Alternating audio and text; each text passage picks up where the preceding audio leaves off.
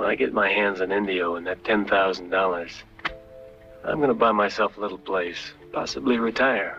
It opened on December 23rd, 1971, made $36 million on a $4 million budget, and turned Clint Eastwood into something he already was, but louder. Dirty Harry wasn't just a hit, it was a flashpoint. Critics argued about it, politicians referenced it, and audiences packed theaters to watch a San Francisco cop who played by nobody's rules. Behind that film was a cast of faces that each carried their own story. Here's what happened to the cast of Dirty Harry after the movie was released, then and now in 2026. Clint Eastwood, Inspector Harry Callahan. Clint Eastwood was born Clinton Eastwood Jr. on May 31, 1930 in San Francisco, California. His family moved frequently during the Depression years, and his father worked a series of blue-collar jobs, gas stations, plants, steel mills, before eventually settling in Piedmont, California.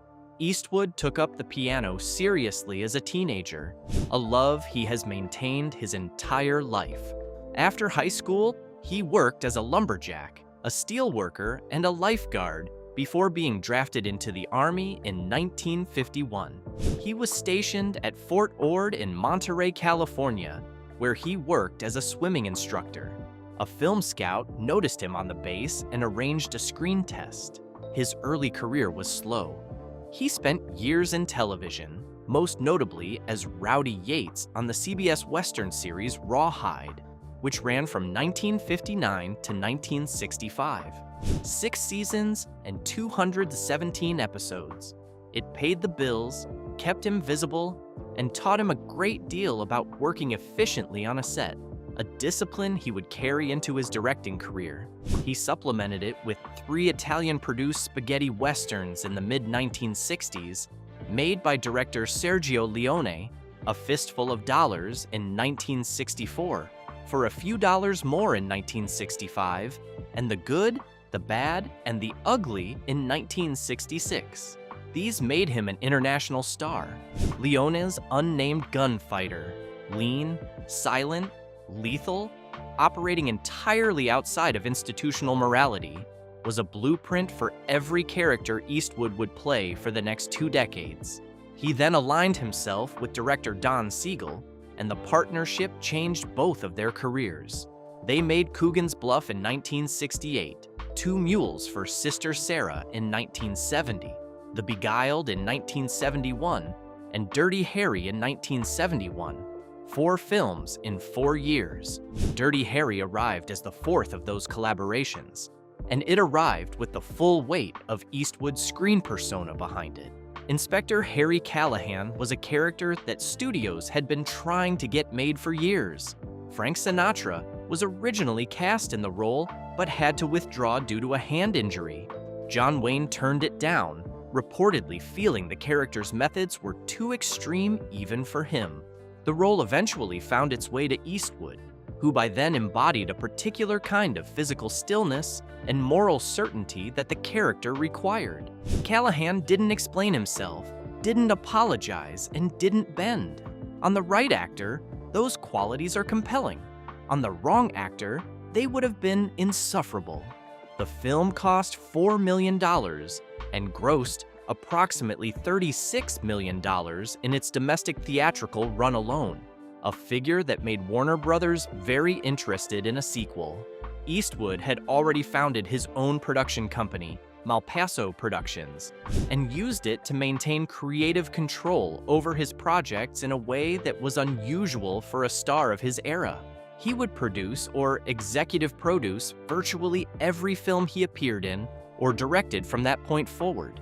Magnum Force followed in 1973, directed by Ted Post, with Eastwood now also serving as co-producer.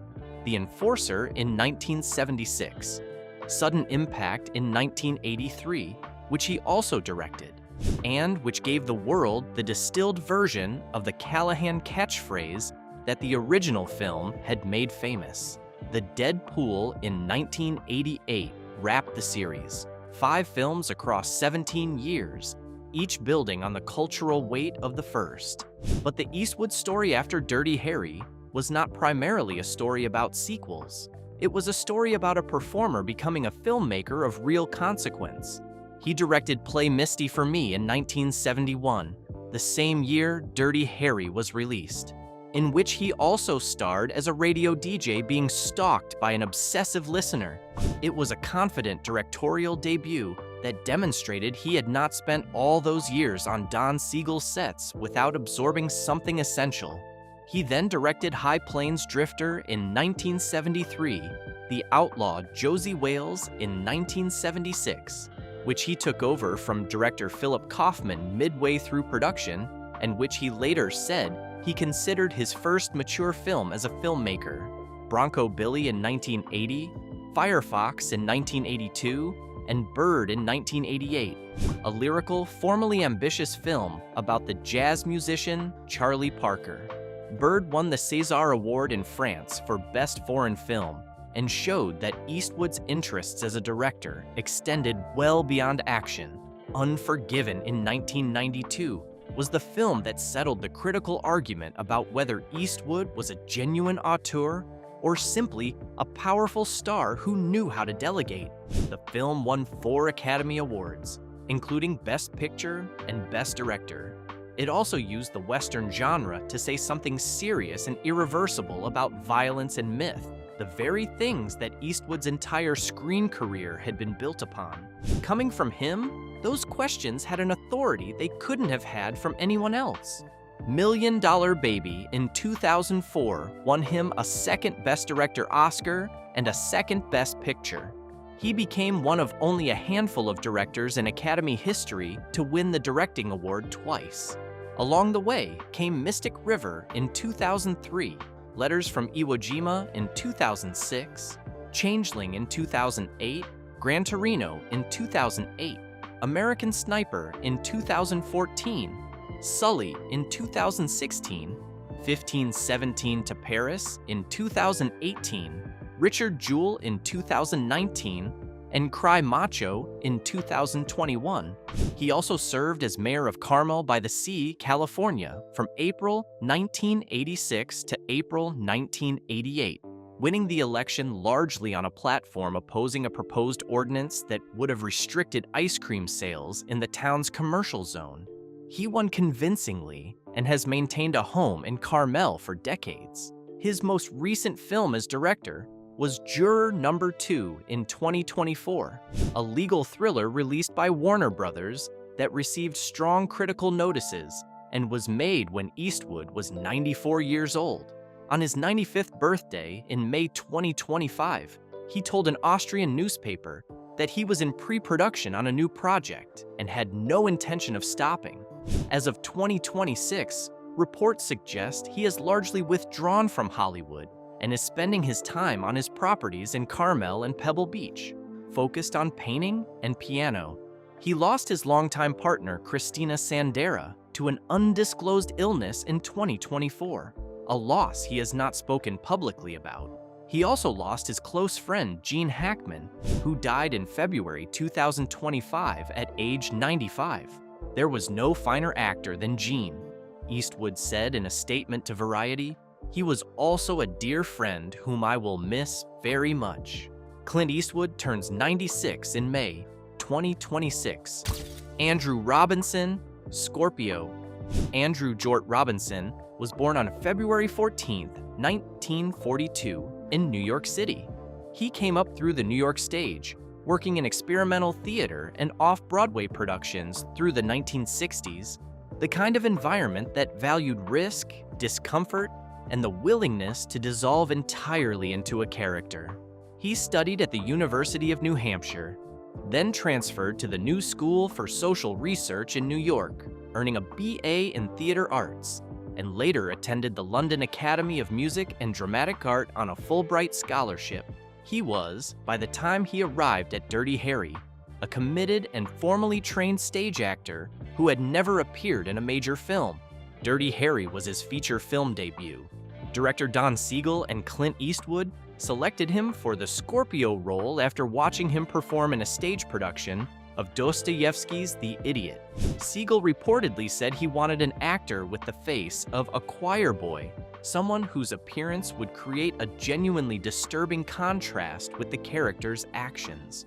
Robinson, with his soft features, his long hair, and the physicality of someone trained in experimental fringe theater, fit that description precisely and brought something more, an utter unpredictability, a willingness to go to places on camera that more experienced Hollywood actors might have calculated or softened.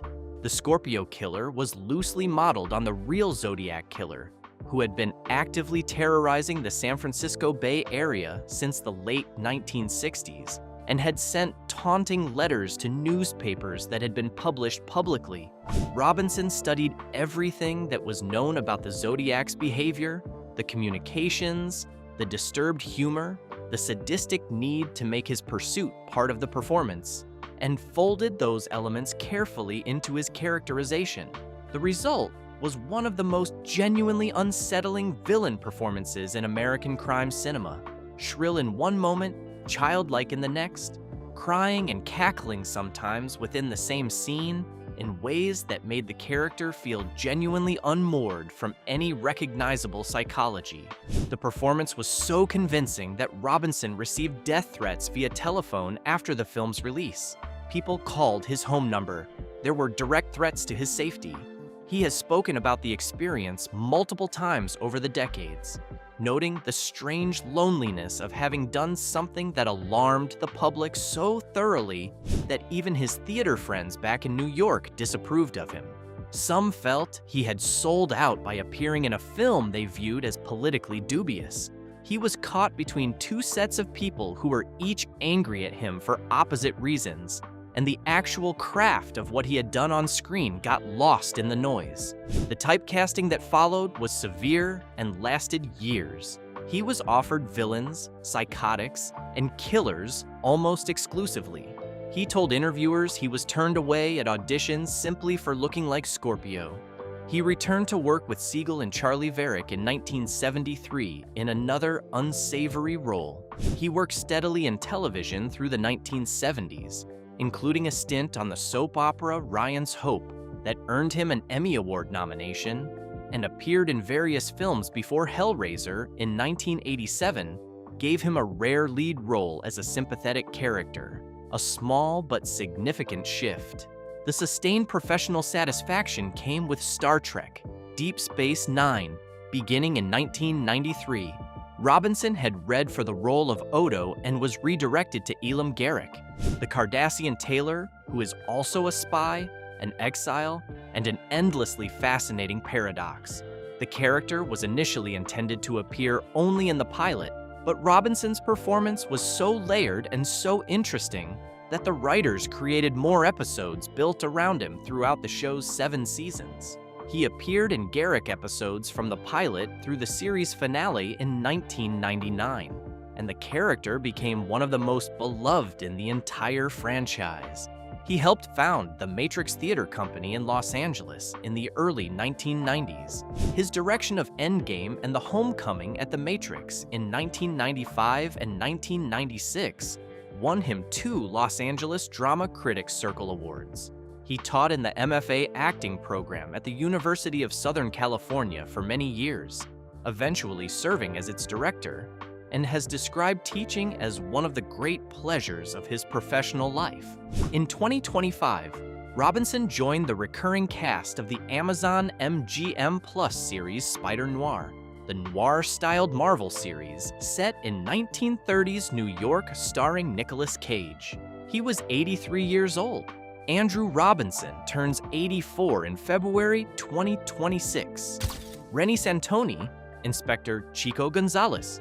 Ronaldo Santoni was born on April the 21st, 1938 in New York City, to a family of Corsican and Spanish descent. He came to acting through the New York stage and brought a natural, instinctive energy to his work that translated readily to camera. His ethnically ambiguous appearance, which allowed him to play convincingly across a wide range of backgrounds, was an asset in a film industry that frequently needed actors who could move between different cultural identities without specific anchoring. He was already a recognizable face before Dirty Harry, His performance in Carl Reiner's Enter Laughing in 1967 had drawn enthusiastic attention, and he had appeared in Anzio and Guns of the Magnificent Seven before taking the Gonzalez role. Chico Gonzalez served a structurally important function in Dirty Harry. As the rookie partner assigned to Callahan, college-educated, process-minded, and still under the impression that police work is governed primarily by policy and procedure. He gave the film its audience proxy, someone asking the questions the viewer wants answered, someone whose reactions register the genuine strangeness of what it's like to work alongside Harry Callahan. Santoni played the role with real warmth and some genuine humor, making Chico the most human figure in the film and grounding Callahan's extremism in contrast. After Dirty Harry, Santoni moved between television and film with a versatility that kept him employed across 4 decades. He appeared in The Bad News Bears in 1976, Dead Men Don't Wear Plaid in 1982, and Cobra in 1986 alongside Stallone and Robinson. On television, he built up a long and wide-ranging guest credit list: Hill Street Blues, Miami Vice, Moonlighting, Murder, She Wrote, Quantum Leap, Grey's Anatomy, CSI. He had a recurring role as a judge on Murder 1 in 1995. He is perhaps most warmly remembered by television audiences of a certain generation for his recurring appearances on Seinfeld as Poppy, the restaurant owner whose relaxed approach to the question of food preparation hygiene became a running source of both comedy and concern across several episodes. Poppy was the kind of character Seinfeld excelled at: peripheral, absurd, and somehow more memorable than many more central figures. Santoni played him with a breezy, blissfully unself-conscious confidence that made the character funnier the more appalling his behavior became. His last screen credit was on the series Franklin and Bash in 2012. Rennie Santoni died on August 1st, 2020, in Los Angeles, California. He was 82 years old. The cause was cancer, throat and lung. Harry Guardino, Lieutenant Bressler. Harold Vincent. Guardino was born on December 23, 1925, on the Lower East Side of Manhattan and grew up in Brooklyn. He came up through television, building a solid journeyman career through the 1950s and 1960s as a reliable dramatic actor with strong instincts for working-class authority figures. He trained in New York theater and brought that stage discipline to everything he did on camera, the kind of actor whose presence made a scene feel grounded before he opened his mouth. In Dirty Harry, he played Lieutenant Al Bressler, Callahan's direct superior, the man perpetually caught between Harry's methods and the institutional requirements of a police department that needs its detectives to follow procedure and testify in court.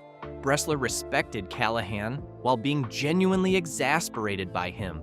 Guardino played that balance with the kind of practiced ease that comes from years of doing exactly this kind of supporting work, making a functional character feel fully inhabited without overreaching. He had been in film since the early 1950s, with notable credits in Porkchop Hill in 1959, Madigan in 1968, and The Hell with Heroes in 1968. He had short-lived television series, The Reporter in 1964, Monty Nash in 1971, a revival of Perry Mason in 1973. He was candid about his career in later years, saying, "You can't categorize me. I've worked at being a character actor. I've fulfilled my life's dream of playing a variety of roles." In 1993, he received a Golden Palm Star on the Palm Springs Walk of Stars, a recognition of a career spent reliably elevating everything around him. He had retired to Palm Springs by that point. Harry Guardino died of lung cancer on July 17, 1995, in Desert Hospital in Palm Springs, California. He was 69 years old. John Vernon, the mayor. John Keith Vernon was born Adolphus Raymondus Vernon Agopsowicz on February 24, 1932, in Zener, Saskatchewan, Canada.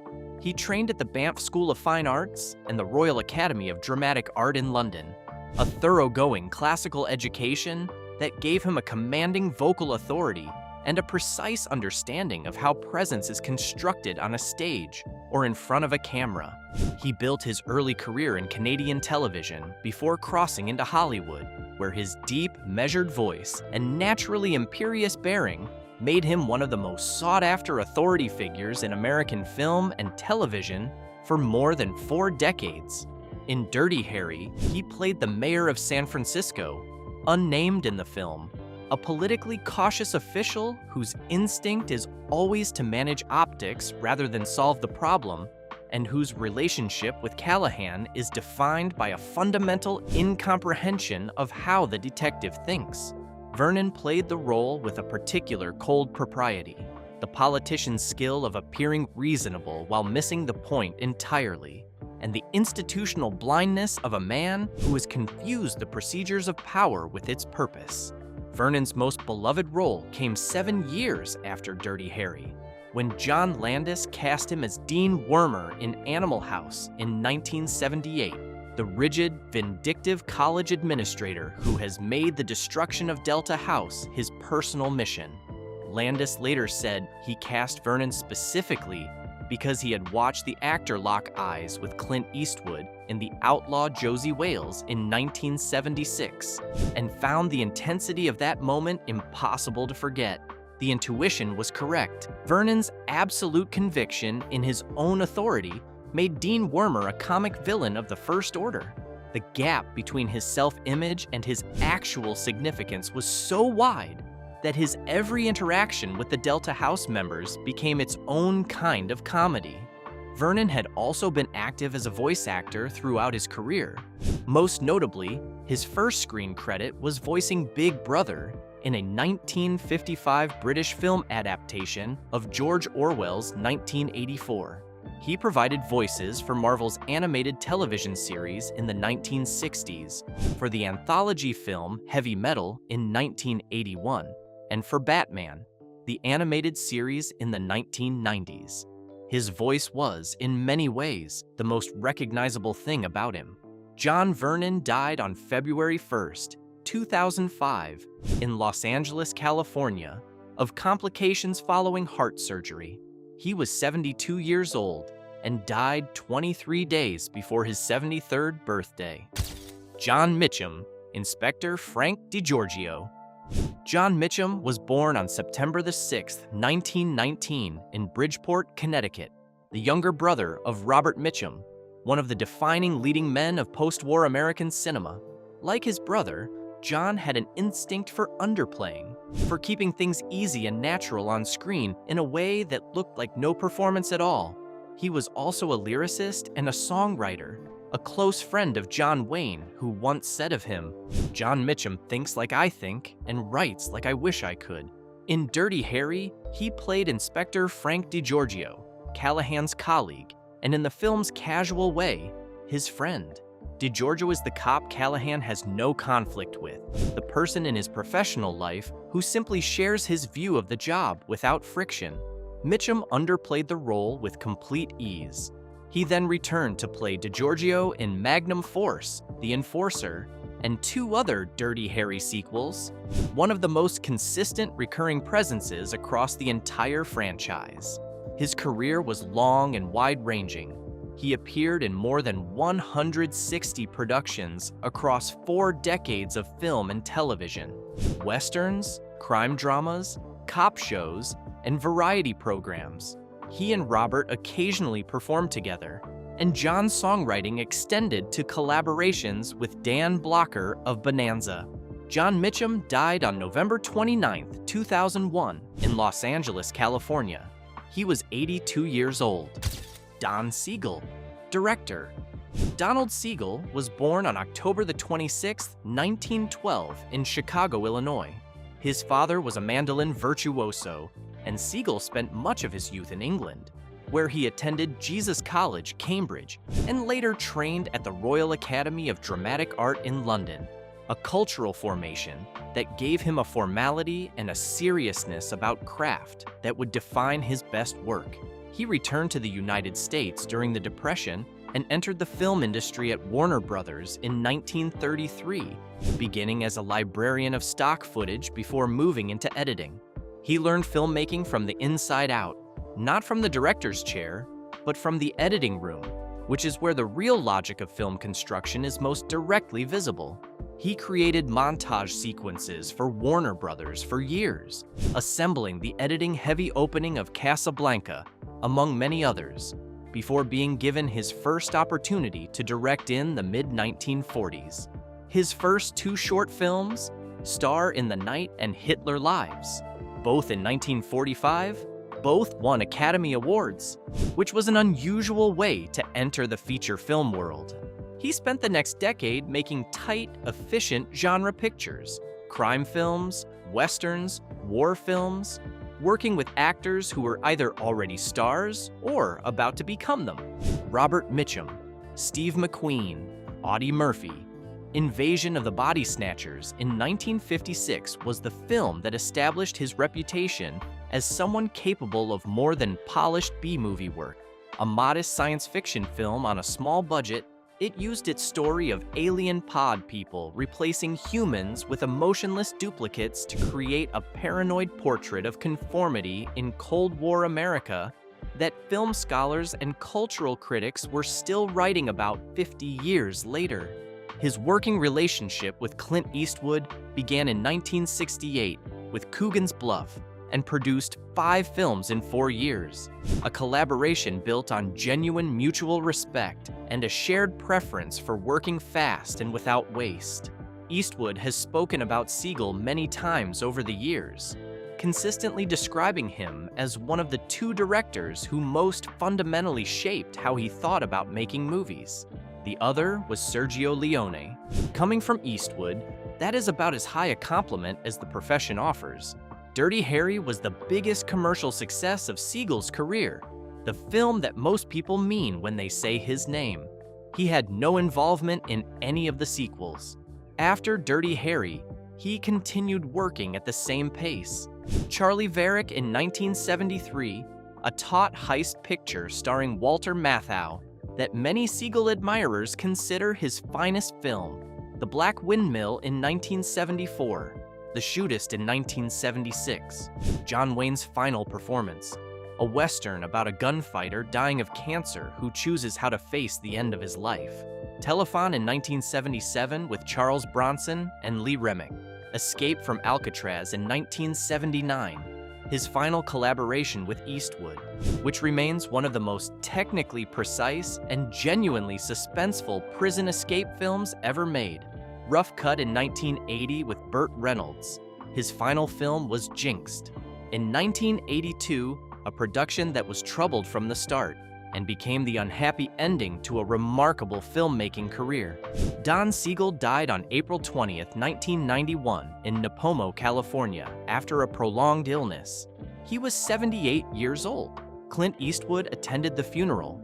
The New York Times described him in his obituary as a director of tough, cynical, and forthright action-adventure films whose taut plots centered on individualistic loners, a description that, incidentally, fits the character of Harry Callahan almost word for word. Dirty Harry arrived in theaters on December 23, 1971, and the conversation around it has never entirely stopped. It opened the same holiday season as The French Connection and A Clockwork Orange, 3 films about violence, institutions, and what happens when the formal rules of society stop being adequate to the problems they're meant to solve. Critics called it fascist. Other critics said that was exactly the point, that the appeal of Harry Callahan was a symptom of something real in the audience, something worth paying attention to rather than dismissing. The arguments were loud in 1971, and they haven't quieted much since. The film cost $4 million to make and earned approximately $36 million in domestic theatrical release, a ratio that made it one of the most profitable Warner Brothers releases of the year and ensured that Harry Callahan would not be going anywhere anytime soon. What it also did was establish a template for the hard-edged, institutionally skeptical American action film that shaped the next 2 decades of the genre. The cast that made it work was not just Clint Eastwood, it was Andrew Robinson's terrifying, fully inhabited performance as a villain who could move from childlike to predatory in a single breath. It was Harry Guardino's grounded exasperation. It was John Vernon's cold political calculation. It was Rennie Santoni's genuine warmth anchoring the human side of the film. It was John Mitchum's easy, uncomplicated presence. And it was Don Siegel behind the camera, precise, economical, and completely certain about what kind of film he was making. In 2026, Eastwood is 95 years old and reportedly done with Hollywood, focused on painting and music and his homes in Carmel. Robinson is 84 and still working, still teaching, still the most interesting member of the cast to track across 55 years. Everyone else from the film's principal cast is gone, but the film remains, sharp, argued about, and impossible to dismiss. If this kind of film history is what brings you here, hit that like button and subscribe. We've got a lot more of it coming, and we'll see you for the next one.